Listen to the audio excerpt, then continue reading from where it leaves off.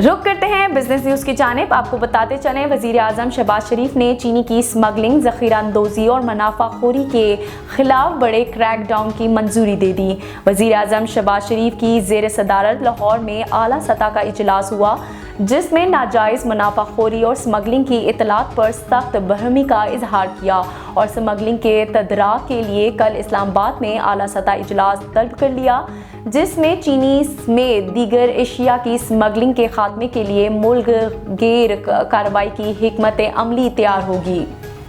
Transport federation Pakistan ने petroleum मंसूआत की कीमतों में इजाफा मुस्तरद कर दिया। सदर ट्रांसपोर्ट फेडरेशन पाकिस्तान शाहिद जमान शनवारी ने अपने बयान में कहा है कि हुकूमत ने ईद के मौके पर पेट्रोल की कीमत बढ़ाकर लोगों की खुशियां छीन ली।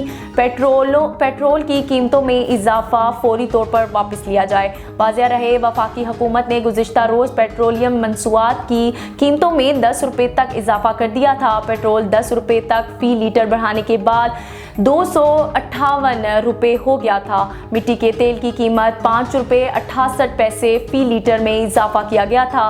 हाई स्पीड और लाइट डीजल की कीमतें बगैर किसी रद्दोबदल के बरकरार रखी गई थी। वजारत खजाना ने पेट्रोलियम मंसूआत की कीमतों में रद्दोबदल का नोटिफिकेशन भी जारी कर दिया था।